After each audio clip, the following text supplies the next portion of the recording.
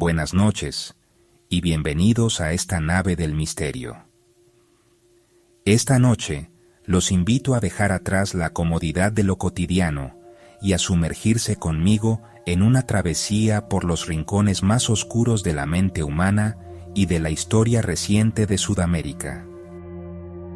Imaginemos por un momento que sobrevolamos los Andes, esa majestuosa cadena montañosa que ha sido testigo de innumerables secretos y leyendas, pero también de horrores inimaginables.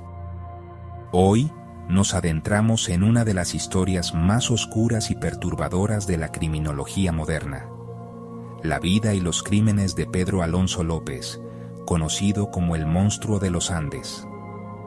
Su nombre evoca miedo y asombro, pues su historia desafía toda lógica y comprensión.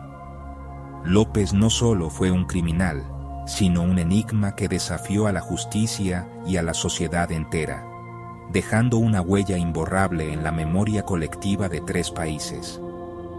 López confesó más de 300 crímenes, dejando una estela de dolor y terror desde Colombia hasta Ecuador, pasando por Perú. Sus actos estremecieron a comunidades enteras, y su historia se convirtió en una advertencia sobre los peligros que acechan en las sombras, incluso en los lugares más remotos y aparentemente tranquilos de los Andes. Las rutas que siguió, los pueblos que visitó y las vidas que tocó forman parte de un mapa de horror que aún hoy nos cuesta comprender. Esta noche intentaremos comprender no solo las profundidades del alma humana, sino también las fallas de una sociedad y de un sistema judicial que, de alguna manera, permitieron que tal monstruosidad ocurriera. Nos preguntaremos cómo es posible que alguien como López pudiera actuar impunemente durante tanto tiempo, y qué nos dice esto sobre la fragilidad de nuestras instituciones y la vulnerabilidad de los más inocentes. Acompáñenos a caminar sobre las huellas del monstruo de los Andes. Sigamos juntos este sendero de misterio y reflexión para intentar arrojar algo de luz sobre una de las sombras más inquietantes que jamás haya acechado en los Andes.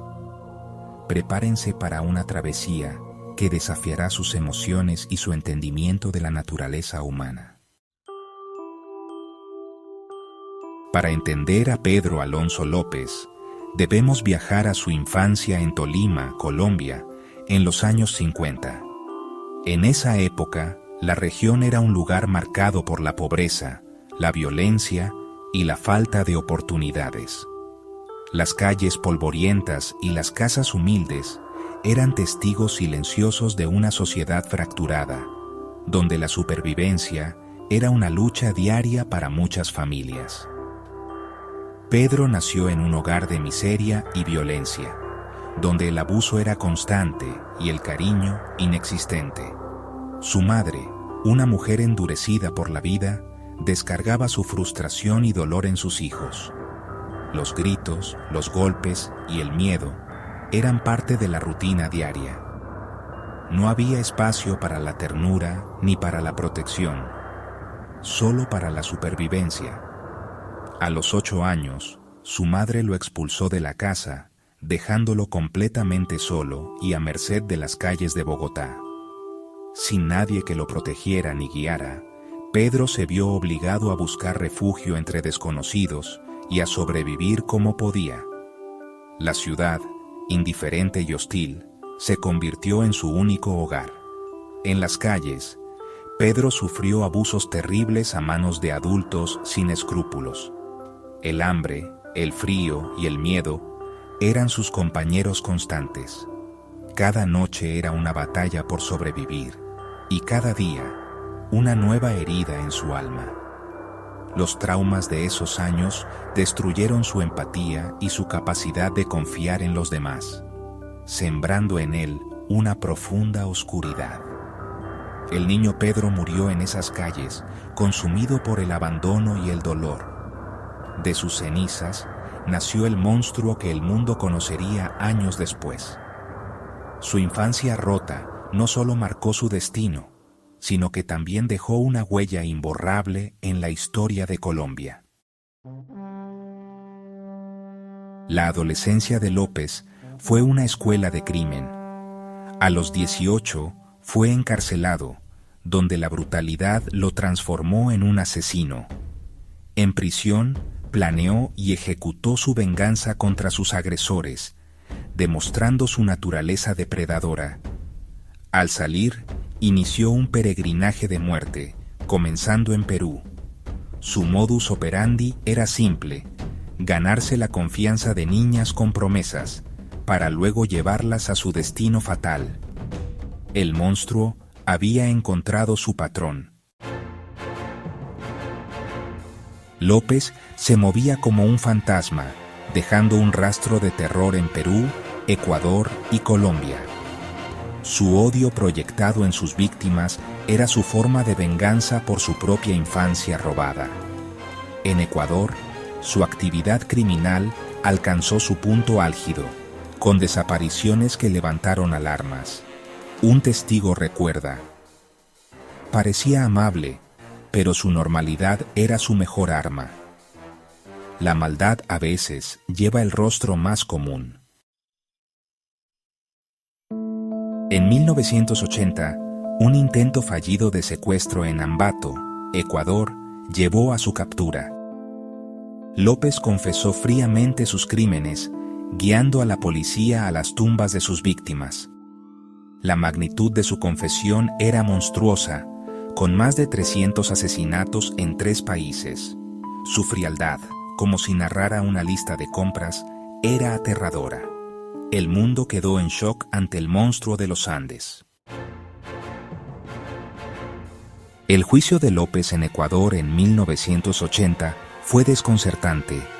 La sala de audiencias estaba cargada de tensión, con la prensa internacional y familiares de las víctimas observando cada movimiento. El caso había capturado la atención mundial, no solo por la magnitud de los crímenes, sino por la frialdad con la que López relataba sus actos. El ambiente era sombrío, y la expectativa de justicia era palpable en el aire. A pesar de su confesión detallada y de la evidencia abrumadora, el tribunal lo condenó a solo 16 años de prisión, la pena máxima permitida por la ley ecuatoriana en ese momento. Esta decisión dejó atónitos a muchos, pues parecía insuficiente ante la gravedad de los hechos. Los psiquiatras que lo evaluaron coincidieron en que López era un psicópata plenamente consciente de sus actos, capaz de manipular y engañar a quienes lo rodeaban.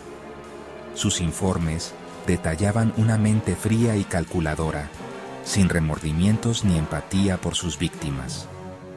Advirtieron al tribunal que, si alguna vez recuperaba la libertad, existía un alto riesgo de que volviera a matar. Sus advertencias fueron claras y contundentes, pero la ley no permitía una condena mayor. La controversia sobre el número real de víctimas persiste hasta hoy. Algunos investigadores creen que López pudo haber exagerado, mientras que otros sostienen que sus confesiones coinciden con decenas de casos no resueltos en la región. Sin embargo, la mayoría de los expertos considera que su relato es en gran medida veraz, respaldado por pruebas y testimonios recogidos durante la investigación. El horror de sus crímenes sigue generando debate y asombro. La sentencia fue vista por muchos como una burla a la justicia, incapaz de reflejar el sufrimiento causado. El público reaccionó con indignación, y la prensa internacional criticó duramente el sistema judicial ecuatoriano. López, por su parte, sonrió durante el veredicto, mostrando una inquietante tranquilidad. Sabía que, a pesar de la condena, su historia no había terminado y que el miedo seguía latente. Para él, la prisión era solo una pausa en su macabra historia de terror, y el mundo temía lo que podría suceder si alguna vez recuperaba la libertad. En 1994, López fue liberado por buena conducta, causando pánico mundial. Deportado a Colombia, no enfrentó cargos debido a lagunas legales. Internado en un hospital psiquiátrico, fue liberado en 1998, considerado no loco. El monstruo de los Andes estaba de nuevo en las calles y el mundo temía su regreso. La pesadilla amenazaba con comenzar de nuevo. Tras su liberación, López desapareció, convirtiéndose en un fantasma. Rumores sobre su paradero se multiplicaron, pero nunca fue encontrado. En 2002, la Interpol emitió una orden de captura, pero fue como si la tierra se lo hubiera tragado. Su desaparición es su último acto de manipulación, convirtiéndose en un mito. Mientras no haya prueba de su muerte, la sombra del monstruo de los Andes sigue acechando. La historia de López es un recordatorio de las fracturas de nuestra sociedad.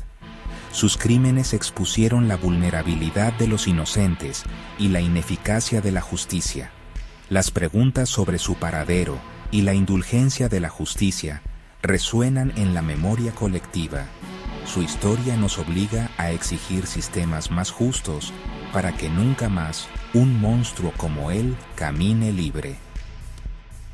Gracias por acompañarnos en esta noche de investigación y reflexión. Buenas noches.